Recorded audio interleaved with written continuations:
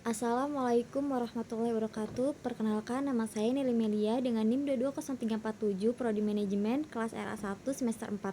Dosen pengampu Bapak Ade Faisal Mabtuhi SEMM. Video ini diposting dan dibuat untuk memenuhi tugas UTS mata kuliah perilaku organisasi dosen pengampu Bapak Ade Faisal Mabtuhi. Adapun materi yang pertama yaitu konsep dasar perilaku organisasi. Latar belakang. Organisasi merupakan suatu wadah yang dapat dijadikan sebagai alat untuk mencapai tujuan bersama, serta merupakan kumpulan individu-individu dengan berbagai macam perilaku. Organisasi merupakan suatu sistem perikatan formal, berstruktur, dan terorganisasi dari sekelompok orang yang bekerja sama dalam mencapai tujuan tertentu. Sedangkan menurut Robbins dan Judd, organisasi itu sendiri merupakan sebuah unit sosial yang berfungsi dalam suatu dasar yang relatif terus-menerus guna mencapai satu atau serangkaian tujuan bersama. Suatu organisasi didirikan tentunya memiliki tujuan yang ingin dicapai.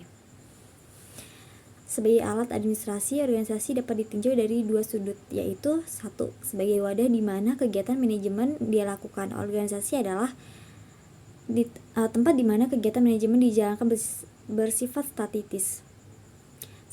Yang kedua, sebagai proses di mana terjadi interaksi antara orang-orang yang menjadi anggota organisasi. Yang bersangkutan memperhatikan dan menyoroti interaksi antar anggota organisasi yang bersifat dinamik. Dinamika dalam organisasi memunculkan adanya dua hubungan, yaitu yang pertama hubungan formal dan yang kedua itu hubungan informal. Adapun hubungan formal nampak pada tata hubungan yang berupa susunan tata kerja berserta segala tugas kewajiban daripada organisasi sebagaimana ditentukan secara resmi dan pembentuk organisasi bersifat rasional.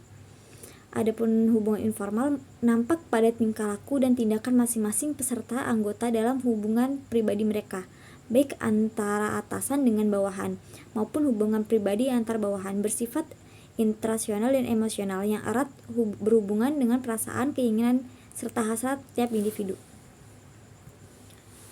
Pengertian perilaku. Dalam sebuah buku yang berjudul Perilaku Manusia, Dr. Andes Leonard F.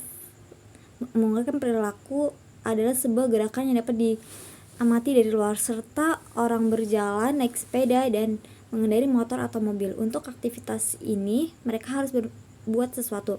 Misalnya, kaki yang satu harus diletakkan pada kaki yang lain. Jelas ini sebuah bentuk perilaku. Pengertian organisasi. Menurut James Dimani, organisasi adalah bentuk setiap kerjasama manusia untuk mencapai tujuan bersama. Menurut Dwight Waldo, organisasi adalah struktur antar hubungan pribadi yang berdasarkan hubungan formal dan kebiasaan-kebiasaan di dalam suatu sistem administrasi. Menurut G.R. Terry, organisasi berasal dari kata organisasi, yaitu suatu struktur dengan bagian-bagian yang diintegrasi, hingga hubungan mereka satu sama lain dipengaruhi oleh hubungan mereka dengan keseluruhan. Dari rumus ini ada 3 unsur yang menonjol, yaitu yang pertama, organisasi bukanlah tujuan, melainkan alat untuk mencapai tujuan. Nah, yang kedua itu organisasi adalah wadah serta proses kerjasama sejumlah manusia yang terkait hubungan formal. Yang ketiga, dalam organisasi selalu terdapat rangkaian hierarki, artinya bahwa dalam suatu organisasi selalu terdapat apa yang dinamakan atasan dan apa yang dinamakan bawahan. Pengertian perilaku organisasi. Dalam perspektif sistem pengendalian manajemen menemukan bahwa perilaku organisasi merupakan krusial untuk dapat memahami, menjelaskan, memikirkan, dan mempengaruhi. Pengertian ini mengandung 3 unsur pengertian, yaitu yang pertama, perilaku organisasi mencermati tingkah laku yang kasat mata. Adapun yang kedua, perilaku organisasi mempelajari tingkah laku manusia sebagai individu maupun sebagai anggota kelompok organisasi. Yang ketiga, perilaku kelompok juga menganalisis perilaku kelompok organisasi sendiri.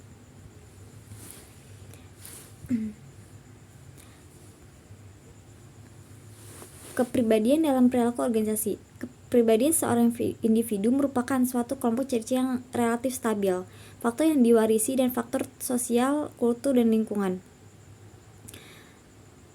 Kepribadian adalah organisasi dinamis pada masing-masing sistem psikofisik dalam menentukan penyesuaian unik pada lingkungan, dan kepribadian merupakan total jumlah dari seorang individu dalam beraksi dan berinteraksi dengan orang lain, atau dapat pula dikatakan bahwa kepribadian adalah himpunan karakteristik dan kecenderungan yang stabil serta menemukan sifat umum dan perbedaan dalam perilaku seseorang. Asas-asas organisasi. Asas organisasi adalah suatu kekuatan yang menyatukan dan menyelaraskan usaha bersama dari masing-masing unit kerja guna mencapai tujuan. Supaya koordinasi dalam berjalan baik diperlukan authority atau kekuasaan atau otoritas dalam organisasi, mutual service atau pelayanan bersama, dan doktrin. Asas hierarki adalah rangkaian anak tangga berjenjang daripada pembatasan wewenang, tugas, kewajiban, dan tanggung jawab. Supaya hierarki berjalan lancar diperlukan leadership atau kepemimpinan. Di sini ada perbedaan perilaku organisasi dengan ilmu perilaku lainnya. Perbedaan antara perilaku organisasi dengan psikologi industri atau organisasi yaitu perilaku organisasi mempelajari perilaku manusia dengan tidak diawali dengan psikologi manusia. Yang kedua, perbedaan antara perilaku organisasi dengan psikologi dengan teori organisasi terletak pada dua perbedaan antaranya, yaitu analisis perilaku organisasi terpusat dan variabel terbatas. Perilaku organisasi mempelajari tingkah laku individu dan kelompok di dalam suatu organisasi dan penerapan dari ilmu pengetahuan tertentu. Yang ketiga, perbedaan antara perilaku organisasi dengan personel dan human resource adalah bahwa perilaku organisasi lebih menekan pada orientasi konsep. Adapun kesimpulan dari materi ini, perilaku organisasi adalah suatu disiplin ilmu yang mempelajari tentang perilaku tingkat individu dan tingkat kelompok dalam suatu organisasi serta dampaknya terhadap kinerja, baik kinerja individu maupun kinerja kelompok. Setiap pekerjaan memerlukan suatu keterampilan tertentu sesuai dengan bidangnya masing-masing. Kelompok kerja adalah kelompok yang terutama berinteraksi untuk membagi informasi dan mengambil keputusan untuk membantu tiap anggota dalam bidang tanggung jawabnya. Tujuannya adalah berbagi info, tanggung jawab individual, keterampilan, dan beragam acak. Adapun materi yang kedua yaitu tentang pengertian perilaku organisasi. Perilaku organisasi adalah studi yang menyangkut aspek tingkah laku manusia dalam suatu organisasi atau dalam suatu kelompok tertentu. Perilaku organisasi meliputi aspek yang ditimbulkan dari pengaruh organisasi terhadap manusia dan juga aspek yang ditimbulkan dari pengaruh manusia terhadap organisasi. Robin dan Judd 2011 mendefinisikan perilaku organisasi sebagai studi yang mempelajari dampak dari perilaku individu, kelompok, dan struktur terhadap organisasi dengan tujuan menerapkan pengetahuan untuk meningkatkan efektivitas organisasi. Nah, tujuan dan prinsip dalam organisasi ini beberapa tujuan. Yang pertama, meningkatkan kemandirian serta kemampuan dari sumber daya yang dimiliki. Yang kedua, menjadi wadah yang membantu mencari keuntungan bersama-sama dengan kerjasama yang sudah berbagi dengan baik. Konsep dari organisasi sebagai alat administrasi organisasi dapat ditinjau dari dua sudut. Sudut yang pertama yaitu sebagai wadah di mana kegiatan manajemen dilakukan. Organisasi adalah tempat di mana kegiatan manajemen dijalankan bersifat statis. Adapun yang kedua sebagai proses di mana terjadi interaksi antara orang-orang yang menjadi anggota organisasi yang bersangkutan, memperhatikan dan menyoroti interaksi antara orang anggota organisasi yang bersifat dinamik. Di sini ada pun pentingnya mempelajari perilaku organisasi.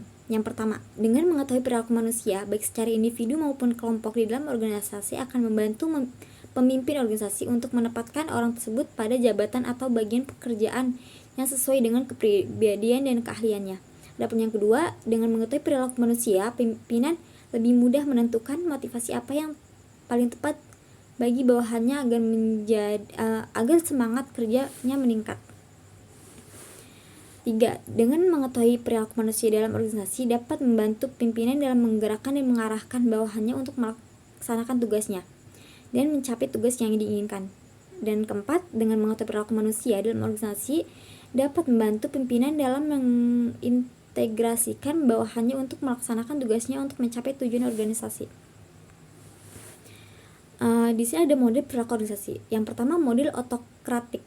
Konsep dari model otokratik ini secara keseluruhan bersifat otoriter yang bergantung kepada kekuasaan. Adapun yang kedua, model kustodial. Pada dasarnya model kustodial ini merupakan jawaban dari kelemahan yang dimiliki oleh model autokratis dalam hal kebebasan bagi para karyawan yang terkekang aspirasi. 3. Model suportif. Penekanan pada model suportif ini adalah pada kepemimpinan serta cara persuasif bagi pemimpin untuk membantu para karyawannya dalam mengerjakan dan menyelesaikan pekerjaan mereka. Yang keempat, model kolegial. Model kolegial adalah merupakan perluasan dari model suportif. Penekanan pada model ini adalah upaya manajer untuk menimbulkan kemitraan. Kesimpulannya, organisasi adalah suatu atau unit sosial yang memiliki fungsi terdiri dari dua orang atau lebih yang saling berkoordinasi untuk mencapai tujuan. Perilaku organisasi adalah suatu yang menyangkut aspek tingkah laku manusia dalam suatu organisasi atau dalam suatu kelompok tertentu. Perilaku organisasi meliput aspek yang ditimbulkan dari pengaruh organisasi terhadap manusia dan juga aspek yang ditimbulkan dari pengaruh manusia terhadap organisasi. Perilaku organisasi sangat penting karena dengan mengetahui perilaku manusia baik secara individu maupun kelompok di dalam organisasi akan membantu pimpinan organisasi untuk menempatkan orang tersebut pada jabatan atau bagian pekerjaan yang sesuai dengan kepribadian dan keahlian. Organisasi membantu setiap individu yang ada di dalamnya agar dapat meningkatkan pergaulan serta memanfaatkan waktu luang secara lebih optimal serta bermanfaat. Model organisasi ada model otokratik, model kustodial, model sportif, dan model kolegial. Adapun materi yang ketiga yaitu berjudul perilaku individu, kelompok, dan pengaruhnya terhadap organisasi. Perilaku individu. Perilaku individu adalah sebagai suatu fungsi dari interaksi antara individu dengan lingkungannya. Individu membawa tatanan dalam organisasi berupa kemampuan, kepercayaan pribadi, pengharapan, kebutuhan, dan pengalaman masa lainnya. Organisasi diciptakan oleh manusia untuk mencapai suatu tujuan dan pada saat yang sama manusia juga membutuhkan organisasi untuk mengembangkan dirinya. Perilaku individu terhadap organisasi. Perilaku individu dalam organisasi mengacu pada tindakan, sikap, dan respon yang ditunjukkan oleh setiap karyawan atau anggota organisasi. Beberapa karakteristik penting dari perilaku individu dalam organisasi yaitu 1.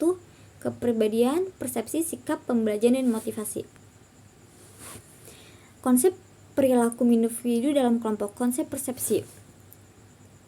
Persepsi atau perception diartikan sebagai cara individu menganalisis dan mengartikan pengalaman indrawi mereka dengan tujuan untuk memberikan makna terhadap lingkungan sekitar mereka. Konsep nilai. Nilai adalah keyakinan dasar akan segala sesuatu yang dianggap baik dan benar. Lanjutannya konsep sikap attitude. Sikap atau attitude diartikan sebagai pernyataan valuasi atau penilaian terhadap suatu objek, orang, atau peristiwa. Kepuasan kerja diartikan sebagai sikap individu terhadap pekerjaannya. Seseorang yang memiliki kepuasan kerja tinggi akan memiliki sikap yang positif terhadap pekerjaannya. Pengaruh perilaku individu terhadap organisasi. Perilaku individu dalam organisasi memiliki pengaruh yang signifikan terhadap efektivitas dan kinerja organisasi. Berikut merupakan beberapa pengaruh perilaku individu terhadap organisasi. Yang pertama, produktivitas, kedua, kepuasan kerja, pengambilan keputusan, iklim organisasi, dan perubahan organisasi. Perilaku kelompok terhadap organisasi. Perilaku kelompok dalam organisasi mengacu pada pola perilaku interaksi dan dinamika yang terbentuk di antara anggota kelompok atau tim dalam organisasi. Beberapa karakteristik penting dari perilaku kelompok dalam organisasi yaitu norma kelompok, kohesivitas, kepemimpinan, komunikasi, dan konflik. Pengaruh perilaku kelompok terhadap organisasi. Memberikan pengaruh yang signifikan terhadap kinerja dalam efektivitas organisasi. Berikut beberapa contoh bagaimana perilaku kelompok dapat mempengaruhi organisasi. Yang pertama, kohesivitas kelompok. Kedua, kepemimpinan kelompok. Ketiga, dinamika kelompok. Keempat, norma dari nilai kelompok. Adapun yang terakhir yaitu pengembalian keputusan kelompok. Adapun kesimpulan dari materi ini yaitu perilaku individu dan kelompok dalam organisasi dasar memberikan pengaruh yang signifikan terhadap kinerja dan efektivitas organisasi. Organisasi perlu memahami dan mengelola perilaku individu dan kelompok dengan baik, misalnya melalui sistem rekrutmen yang selektif, program pengembangan karyawan, manajemen kinerja yang efektif, pengembangan tim, manajemen konflik, dan menguatkan budaya organisasi yang positif. Hal ini dapat membantu organisasi dalam mencapai tujuan dan meningkatkan efektivitas organisasi secara keseluruhan. Materi yang keempat yaitu tentang teori motivasi dan penerapannya dalam organisasi. Motivasi adalah proses yang menjelaskan intensitas, arah, dan ketekunan seorang individu untuk mencapai tujuannya, sehingga ada 3 elemen motivasi yakni intensitas, arah, dan ketekunan. Intensitas adalah seberapa kerasnya seseorang berusaha, namun intensitas yang tinggi saja tidak akan membawa ke hasil yang diinginkan kecuali disertai dengan upaya atau arah. Sedangkan ketekunan adalah ukuran seberapa lama seorang dapat mempertahankan usahanya. Teori motivasi pada zaman dahulu. Perkembangan konsep-konsep motivasi paling banyak terjadi tahun 1950-an. Di antaranya hierarki teori kebutuhan, teori X dan Y, teori dua faktor. Teori ini menjadi dasar perkembangan teori motivasi saat ini dan teori ini masih digunakan sampai sekarang. 1. Hierarki teori kebutuhan. Teori ini dicetuskan oleh Abraham Maslow dan menyatakan bahwa manusia memiliki irama hierarki kebutuhan, yaitu kebutuhan fisiologis, kebutuhan keamanan, dan kebutuhan penghargaan, dan kebutuhan akualitas diri, maupun akan terdorong untuk mencapai kebutuhan yang lebih tinggi setelah kebutuhan yang lebih rendah terpenuhi. Teori X dan Y. Teori ini dikemukakan oleh Douglas McGregor dan menggambarkan dua pendekatan terhadap manajemen karyawan. Teori X menganggap bahwa karyawan cenderung malas dan perlu dikendalikan, sedangkan teori Y menganggap bahwa karyawan memiliki potensi mandiri dan bermotivasi intrinsik. Teori dua faktor. Teori ini ditemukan oleh Frederick Herzberg dan membedakan antara faktor yang memotivasi, faktor motivator, dan faktor-faktor yang menyebabkan ketidakpuasan dalam lingkungan kerja. Faktor motivator seperti pencapaian, pengakuan, dan tanggung jawab, sementara faktor higiene seperti kondisi kerja, gaji, dan hubungan interpersonal. Teori motivasi kontemporer. Teori motivasi kontemporer merupakan perkembangan konsep-konsep motivasi yang terjadi pada zaman sekarang. Beberapa teori motivasi kontemporer yang dibahas meliputi teori-teori yang lebih modern dan relevan dengan kondisi saat ini, seperti teori motivasi berbasis kebutuhan, teori motivasi berbasis proses, dan teori motivasi berbasis penghargaan. Penerapan motivasi dalam organisasi. Penerapan motivasi dalam organisasi ini menjelaskan bahwa bagaimana konsep-konsep motivasi dapat diterapkan dalam konteks organisasi untuk meningkatkan kinerja, kepuasan kerja karyawan. Penerapan motivasi dalam organisasi melibatkan strategi-strategi yang dapat memotivasi karyawan, seperti memberikan pengakuan, memberikan kesempatan pengembangan karir, dan menciptakan lingkungan kerja yang mendukung motivasi individu. Penerapan motivasi dalam organisasi. Penerapan motivasi dalam organisasi mencakup strategi-strategi untuk meningkatkan motivasi dan kinerja karyawan. Beberapa contoh penerapan motivasi dalam organisasi yang dibahas meliputi: yang pertama, memberikan pengakuan. Memberikan apresiasi dalam pengakuan atas prestasi karyawan dapat meningkatkan motivasi dan kepuasan kerja. Memberikan kesempatan. 2. Pengembangan karir. Memberikan kesempatan bagi karyawan untuk mengembangkan keterampilan dan karir mereka dapat menjadi motivasi tambahan. Menciptakan lingkungan kerja yang mendukung. Lalu yang ketiga, motivasi yang individu. Lingkungan kerja yang positif, kolaboratif, dan memberikan otonomi kepada karyawan dapat meningkatkan motivasi dan kinerja mereka. Motivasi kinerja. Motivasi dan kinerja memiliki hubungan yang erat. Motivasi merupakan keadaan atau kondisi yang menolong seseorang untuk melakukan sesuatu sehingga dapat mencapai tujuannya. Motivasi yang tinggi dapat meningkatkan kinerja seseorang dalam menyelesaikan tujuannya dengan lebih baik dan efektif. Dengan adanya motivasi yang kuat itu, kinerja seseorang dapat dapat dipercepat. Motivasi juga sangat penting dalam proses belajar, karena seseorang yang tidak memiliki motivasi tidak akan mungkin melakukan aktivitas belajar dengan baik. Motivasi dari konsep menuju aplikasi. Motivasi dari konsep menuju aplikasi mengacu pada bagaimana konsep motivasi dapat diterapkan secara praktis dalam situasi nyata, seperti dalam konteks aplikasi di dunia kerja atau organisasi. Hal ini menekan pentingnya mengubah konsep motivasi menjadi tindakan konkret yang dapat meningkatkan kinerja dan kepuasan kerja individu. Dengan menerapkan konsep motivasi secara aplikatif, diharapkan dapat menciptakan lingkungan kerja yang memotivasi karyawan, meningkatkan produktivitas, dan mencapai tujuan organisasi dengan lebih efektif. Memberikan penghargaan pada karyawan. Memberikan penghargaan pada karyawan merupakan salah satu strategi motivasi yang efektif dalam meningkatkan kinerja dan kepuasan kerja.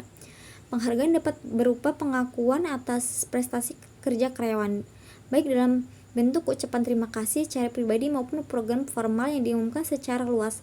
Penghargaan intrinsik dapat berupa program pengakuan karyawan, sementara penghargaan ekstrinsik dapat berupa sistem kompensasi. Dengan memberikan penghargaan, karyawan merasa dihargai dan termotivasi untuk terus berprestasi dalam pekerjaan mereka. Adapun kesimpulan dalam materi ini yaitu motivasi diidentifikasi sebagai faktor kunci yang mendorong, merangsang atau menggerakkan seseorang untuk mencapai tujuannya. Motivasi sangat penting dalam konteks perilaku organisasi karena dapat meningkatkan kinerja individu dan mempercepat proses penyelesaian tugas. Motivasi juga diperlukan dalam proses belajar karena seseorang yang tidak termotivasi tidak akan melakukan aktivitas belajar dengan baik. Oleh karena itu, penerapan strategi motivasi yang efektif dalam organisasi dapat membantu meningkatkan kinerja karyawan dan mencapai tujuan organisasi dengan lebih efisien. Adapun materi yang kelima yaitu berjudul nilai, sikap, dan kepuasan kerja. Nilai adalah konstituen yang sangat penting dari kehidupan individu. Nilai atau value penting untuk dipelajari dalam perilaku organisasi karena di dalamnya untuk memahami sikap dan motivasi karena di dalamnya teritak dasar untuk memahami sikap dan motivasi dan karena nilainya mempengaruhi persepsi. Nilai ialah keyakinan yang bertahan lama mengenai sesuatu yang dianggap berharga, worthwhile, penting, important, mempunyai arti, meaningful, diinginkan, desirable, dan prioritas, preferable. Nilai dapat diartikan sesuatu yang diinginkan, penting, dan memiliki arti sehingga dapat diperjuangkan untuk direalisasikan. Nilai terminal diartikan merujuk pada keadaan akhir eksistensi yang dapat diinginkan. Namun nilai terminal merupakan tujuan yang ingin dicapai seseorang selama hidupnya atau merupakan visi. Contoh nilai terminal menurut Rockage dalam Robin 2001 adalah suatu hidup nyaman, hidup makmur, suatu hidup yang menggairahkan, hidup aktif, merangsang, rasa berpresentasi, kontribusi lama, suatu dunia damai, bebas dan perang dan konflik, suatu dunia yang indah, keindahan dalam alam dan akses seni. Adapun nilai instrumental yaitu merajuk ke modus perilaku yang lebih disukai atau diinginkan atau cara untuk mencapai nilai terminal atau biasanya sebagai sebuah misi. Contohnya dari nilai instrumental masih menurut Rockage dalam Robin 2001 adalah yang pertama, berpikir luas, ambisius dan bekerja, kapabel, riang, dan bersih. Sikap adalah kesediaan bereaksi terhadap suatu hal-hal ini bahwa sikap penantian terarah pada suatu objek tertentu, dalam arti bahwa tak ada sikap tanpa objek dan gerakan atau reaksi terhadap objek. Inilah yang dimaksud dengan sikap. Sikap dapat didefinisikan sebagai perasaan individu tentang atau kecenderungan ke arah lain orang, benda, peristiwa, atau kegiatan. Sikap meliputi perasaan efektif seperti suka dan tidak suka dan kepuasan dan ketidakpuasan. Sikap mencerminkan bagaimana seorang merasakan sesuatu. Sumber sikap. Ada banyak sumber dari pembentukan sikap. Sikap dibentuk dari orang tua, guru, dan anggota kelompok, rekan sekerja, masyarakat, dan pengalaman pekerjaan sebelumnya. Pengalaman waktu kecil membantu menciptakan sikap individu. Orang belajar dan mengetahui sikap lewat pengalaman kerja. Mereka mengembangkan sikap terhadap faktor-faktor seperti persamaan upah, evaluasi prestasi, kemampuan manajemen, rancangan kerja, dan keanggotaan sekelompok kerja. Tipe sikap. Yang pertama, kepuasan kerja, yaitu sikap umum seperti individu terhadap pekerjaannya. Yang kedua, keterlibatan kerja adalah mengukur seberapa besar seorang mendukung pekerjaannya, berpartisipasi aktif di dalamnya, dan menganggap hasilnya berharga bagi harga diri mereka. Yang terakhir itu komitmen kerja, adalah seberapa besar seorang karyawan mendukung organisasi dan tujuannya dan ingin tetap menjadi anggota. Sikap dan konsistensi. Orang-orang mengusahakan konsistensi antara sikap-sikapnya serta antara sikap dan perilakunya. Ini berarti bahwa individu-individu berusaha untuk menghubungkan sikap mereka yang terpisah dan menyelaraskan sikap dengan perilaku mereka sehingga mereka kelihatan rasional dan konsisten. Di sini ada kepuasan kerja. Menurut Robbins, kepuasan kerja atau job satisfaction diidentikan dengan hal-hal yang bersifat individual. Karena itu, tingkat kepuasan setiap orang berbeda-beda, dan hal ini terjadi apabila beberapa faktor terpenuhi, yaitu kebutuhan individu serta kaitannya dengan derajat kesukaan dan ketidaksukaan pekerja. Kepuasan kerja merupakan respon efektif atau emosional terhadap berbagai segi atau aspek pekerjaan seseorang, sehingga kepuasan kerja bukan merupakan konsep tunggal. Adapun faktor-faktor kepuasan kerja. Yang pertama, konten kerja. Kadar pekerjaan itu sendiri merupakan sumber utama kepuasan. Pekerjaan harus menantang, ini harus meminjamkan dirinya kesempatan untuk menggunakan keterampilan karyawan, kemampuan, dan pengalaman. Kondisi kerja yang mendukung. Kondisi kerja memiliki efek sederhana namun abadi pada kepuasan kerja. Kompensasi, gaji, dan upah berperan menentukan dalam studi kepuasan kerja. Imbalan yang adil adalah multidimensional di alam. Sistem gaji dan kebijakan promosi organisasi harus adil, tidak ambigu, dan sejalan dengan norma-norma industri lazim dan harapan karyawan. Faktor kepuasan kerja, kelompok kerja dan pengawasan. Kelompok kerja berfungsi sebagai sumber dukungan, kenyamanan, saran, dan bantuan untuk pekerja individu. Sebab kelompok kerja yang baik membuat pekerjaan lebih menyenangkan. Pengawasan supervisor adalah salah satu faktor mempengaruhi kepuasan kerja. Supervisor berkualitas harus tersedia untuk saran, bimbingan, dan pemecahan masalah. Respon terhadap kepuasan kerja. Keluar ketidakpuasan ditampilkan dengan meninggalkan organisasi atau mencari posisi baru, bisa juga dalam bentuk pengunduran diri. Menyatakan pendapat. Ketidakpuasan kerja kadang juga ditunjukkan dengan cara berusaha secara aktif dan juga konstruktif. Kesetiaan. Ketidakpuasan terhadap pekerjaan bisa ditunjukkan secara pasif dengan cara menunggu kondisi yang pas untuk memperbaiki diri.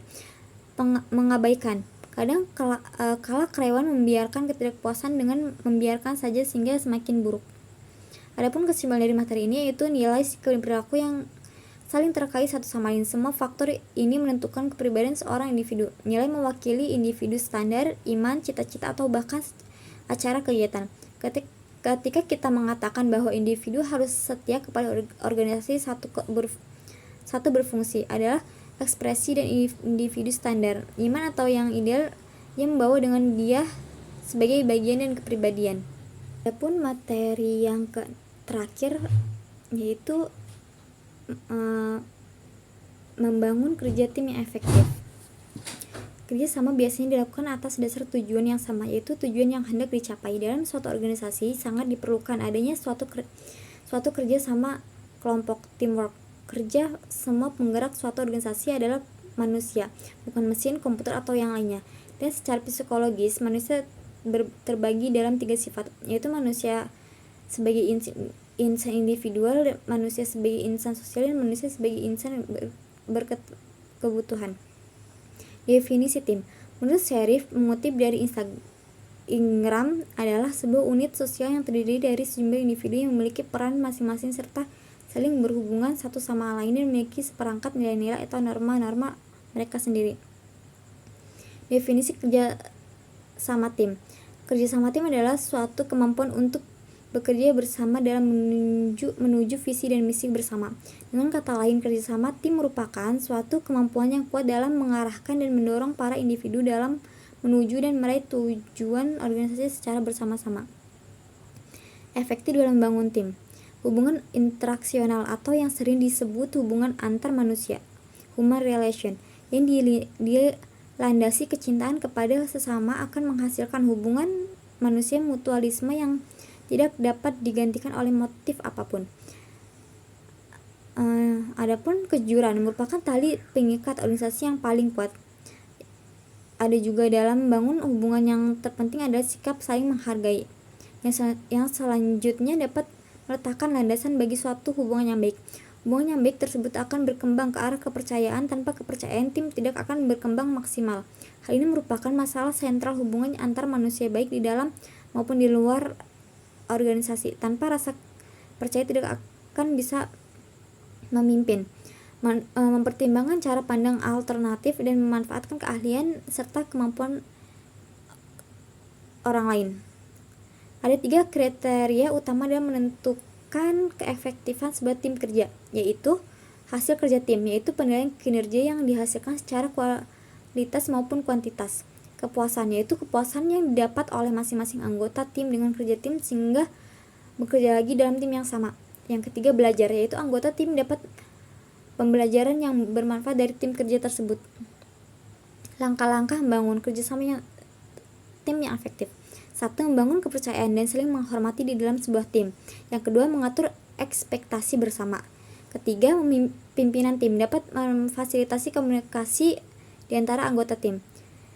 Yang keempat, menanamkan sikap saling memiliki dalam kelompok. Yang kelima, melihat sisi positif dalam perkembangan pendapat. Yang keenam, pengajian performa tim dan umpan balik setelah selesai kerja sama tim. Manfaat memiliki tim yang bekerja secara efektif. Produktivitas yang meningkat, inovasi dan kreatif, peningkatan kualitas, kecepatan mengambil keputusan, peningkatan kepuasan kerja. Pengembangan individu, peningkatan interaksi karyawan, adaptasi dan fleksibilitas, peningkatan reputasi organisasi. Adapun kesimpulan, tidak ada organisasi atau perusahaan yang sukses karena Superman, tetapi sebagai besar organisasi atau perusahaan akan berjaya karena adanya super team. Semua kekuatan diarahkan untuk terwujudnya visi, misi, dan strategi organisasi atau perusahaan. Tercapainya kinerja yang optimal yang akan mendukung kesejahteraan seluruh anggota tim atau kelompok dalam organisasi atau perusahaan. Cukup sekian yang dapat saya sampaikan, kurang lebihnya mohon maaf. Wassalamualaikum warahmatullahi wabarakatuh.